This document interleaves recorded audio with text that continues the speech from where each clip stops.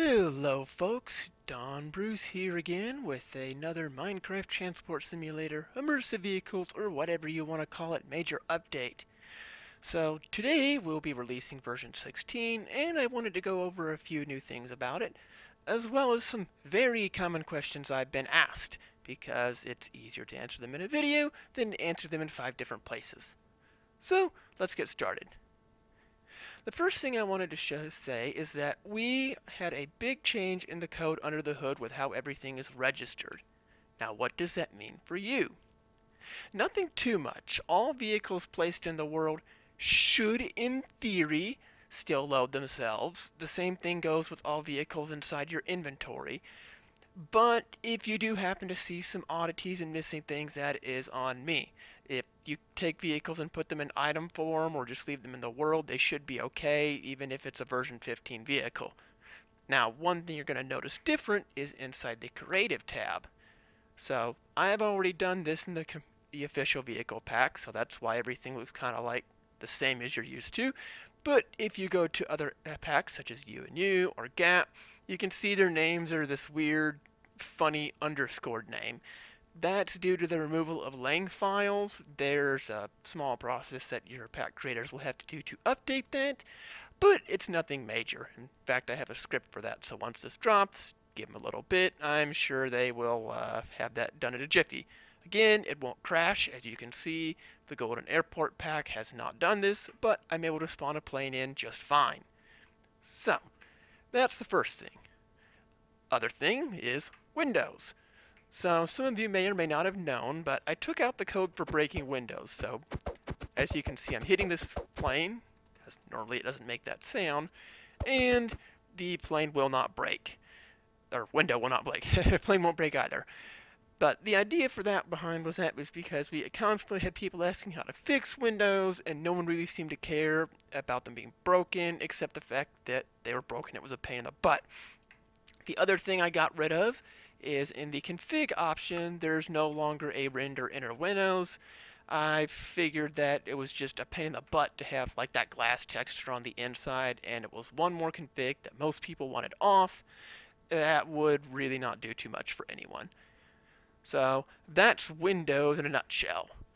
As to controls, also, let me say about joysticks. There was a small error with joysticks where you couldn't use your throttle, and I think it was actually anything that had a joystick, so it would have been throttle or yaw or something that had an analog input that would just not work with vehicles.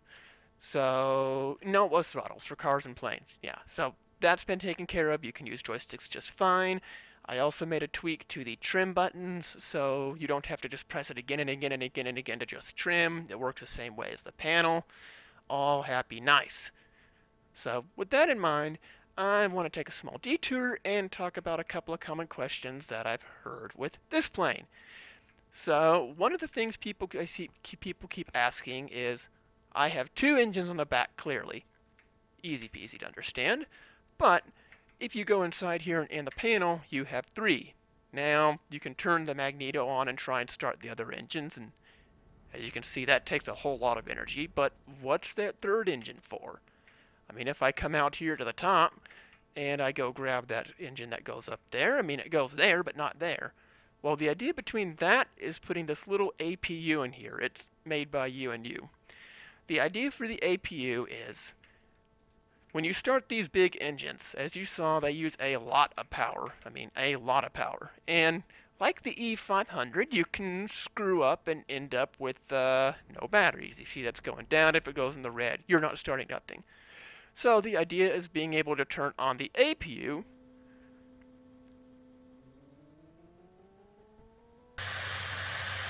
and you can just run that little engine to generate some power. Now, judging by how much power it took to start up that APU, I'm going to say that that's probably not the best idea, but that is up for people making APUs to fix, not me. So there you go, that one's all nice and warm. So let's go start these guys up. Uh-oh, not yourself. Don't floor the engines when you're trying to start them.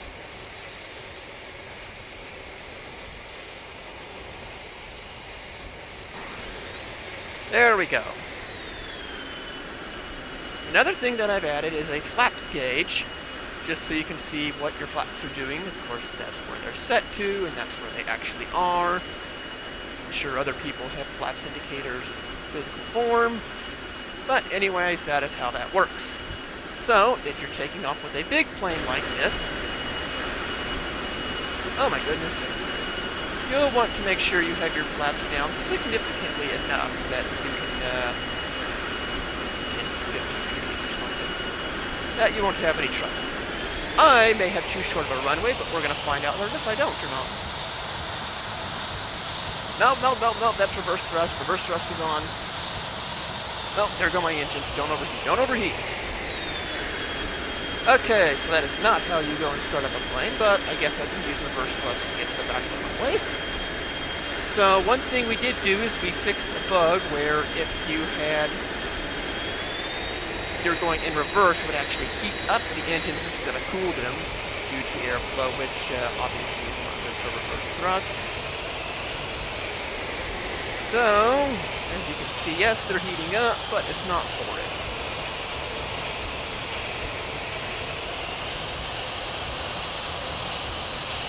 Alright, let's see what these can do.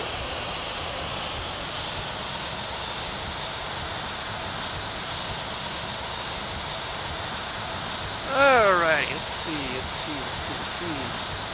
Come on. Come on, you can do it, plane. There we go. Easy peasy. So, I can of course add a few more flaps. I'm going to have to eventually turn around and land.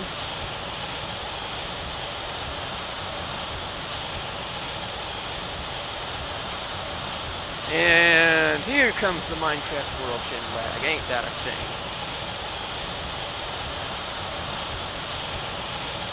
No, bad lag. Quit that.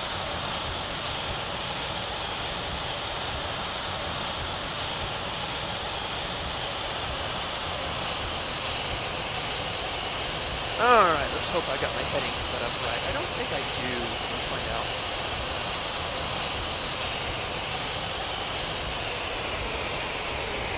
No, I do not. I'm going to force it down anyways.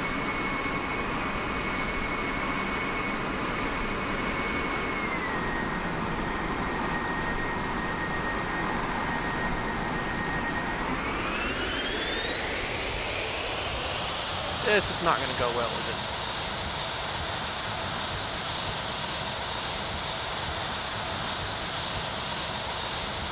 Or I can land and actually not crash. That works too. So another thing we ended up doing is making the turning on planes a lot sharper. As you can see, this plane can easily make this turn now, so that is awesome sauce.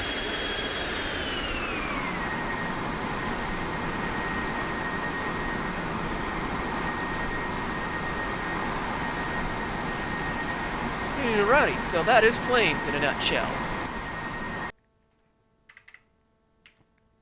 Another thing that's been changed is the dismount positions, although they're kind of glitchy sometimes still, such as the life of Minecraft. Oy, oy, oy. There we are. Come on, there we go.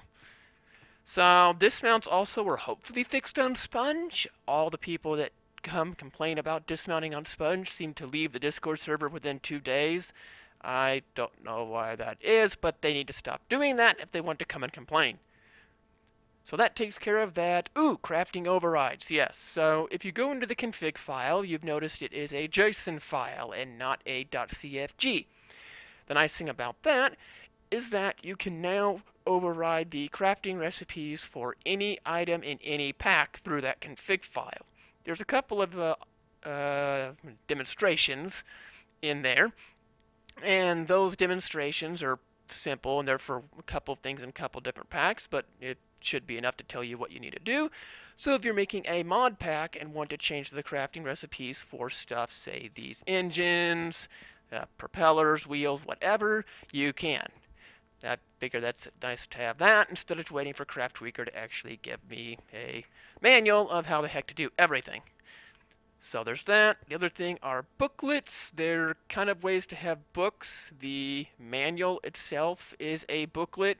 You won't notice too much difference, but the gist of it is it's now a JSON file, and so other packs can go and actually make booklets for themselves if they want to prevent or present stuff about theirs. Again, and if you come back here on the back, it says tweaks. Here's how you can go do it. Blah blah blah. Fun stuff. So, benches. Yes, benches. Benches got a few tweaks under their hood. I mean, for one of them is there is a decor bench now for decorative blocks. Shiny, shiny. So you can make a crash barrier, telephone booth, a traffic cone. Ooh, what's in this other pack? Okay, you and your parts, you can make some containers with some graffitis and leather logos and, of course, a Derek cutout. Yay. Some other models. Nice, fun stuff. Cool, cool, cool. So the other thing I changed is if you don't have any component items, the component bench won't crash you. I had a ticket about that. And that's kind of it for the benches. Hopefully they'll behave themselves. Ooh, exhaust. Yes. So exhaust got changed too. So let's go in here to this nice GMC Brigadier that just happens to be lying around and totally not planted for this purpose. And, well, I can't see anything there, so I'm just going to start him up. Turn on some lights, and I still can't see, so...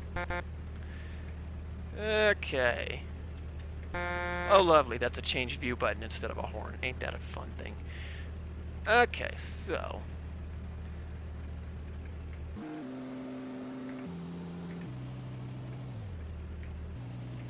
Okay, so I don't need my headlights or running lights anymore. But... Come on, zoom in. There we are. Now there's exhaust particles for engines. It's kind of a nifty little thing. Depending on the age of the engine and how close it is to its operating temperature will define how dark or light or dense the particles are. Colder engines will have lighter particles white. Hotter ones will have them darker as black. And a less used engine will have fainter particles. A more used engine will have more particles. So, just drive around and have your nifty little exhaust particles. The other thing is that the steering, again, on the cars has been updated. So, let me at least show you that. So as you can see, it turns that way, it turns that way. Same about speed. But if you turn this way and then hold the turn back button, it reverses even quicker. The idea being that it knows that, hey, you don't want to turn in this direction anymore, turn it quicker. This makes navigating tight spaces a lot easier because you can just turn and then quickly straighten out and turn the other way. Real handy for cities and stuff. The other thing, our turn signals now behave themselves better. There's no more double tap. It just kind of detects, hey, oh, you want to turn this way? Yeah, there's your signal on there. Turn that way, there's a signal on there. If you can double tap it, of course, once it turns off, and it won't turn on unless you get turning enough, then it turns on. If you want flashers, just turn both directions. The signals won't cut themselves off unless you start moving, in which case, there you go. But that is that particular part there. So there's that. What else am I supposed to be? I didn't want to get inside the truck. Let's see. Exhaust, steering, instruments. Ah, yes, instruments. Those got changed too. So you may not notice it immediately unless you've got another pack, but we redid how the instruments are coded. There's fewer texture sheets, more options for new instrument types. The problem is that it required changing all of the instrument code. Now, again, the official content pack will come out with updated instruments. Other packs will not, so if you put their instruments in, they're just going to be blank. They're not going to crash your game or anything, which is fine, but it'll just mean nagging the pack creators. I mean, besides, there really isn't any difference between that battery gauge and that battery gauge. Now, is there? emergency cooling, did that. Name tags and radio, the final things. So I've had a few questions about how to change the text on the vehicles. I'm surprised about that, but really you just use a name tag and just click somewhere on the vehicle. Now, if you don't know where to click, you can hit F3 and B. That will show the hitboxes of the vehicle. As you can see, there's some there, there's some there. That jet airliner has a whole ton of them. So you just click either on a part, or you can click on a hitbox, and it'll update it. Now, of course, the word name tag won't fit on the entire license plate, and the same thing goes to buses and stuff like that. There are limits that are set by the creators of the vehicles to how big the, essentially, text field can be. So that will limit you there. Radio. Yes, radio. So I've been getting lots and lots of questions about that. It wasn't really put in because it's kind of a dev feature. It doesn't always work correctly. I'm not the happiest with it, but it's in there. So, to keep me from getting even more questions about this, I figured I would show you. So, you open your radio panel. Now, you can either hit radio, which will go and let you put internet streamed radio on. This doesn't mean you can just go to a website and copy the URL and put it in there. No, that doesn't work. You need to put like a M3U or an OGG or some other file name like that. Again, if it works in something like Windows Media Player or VLC Media Player, that tells you it's good. If it doesn't, then it won't work here. Please do not bother us for things like that. So, I don't think I have any radio for... No, I didn't have any radio for this one. So, that basically you put the radio files in here, you'd hit set, type or paste the URL, Control V and press a preset button. So you'd paste it, then you press a preset button, and it would set it. Lovely stuff. Now, if you go to the folder, essentially what this does is the first time you open the radio screen here, MTS will make a folder called MTS_music. This is next to your mobs folder, your config folder, your save folder, all that jazz. Inside that folder, you'll find a radiostations.txt file. That's where it saves all these URLs. But inside that folder, you can put subfolders. And inside those subfolders, you put music. Now, the system can't read all audio files. I've run into a few MP3s where it doesn't like them and some other things, but it reads quite a few of them. Again, it's in dev. It doesn't always work, such as life. But once you put those in, it will play music and stuff and all sorts of fun. But anyways, as you can see, sometimes the buttons don't behave themselves. They don't behave themselves. But that's that. You can do a random. Right now it's sorted, so it'll play alphabetically. So no matter what you, play, it's going to be the same thing, same thing, same thing. If you hit random, it'll pick them randomly. But again, this one doesn't work. Or it does. Anyways, I'm not getting a copyright strike today, so that can be saved for later. Anyways, that's the radio, that's the exhaust, that's a truck, that is me, and this is Don Bruce, signing off.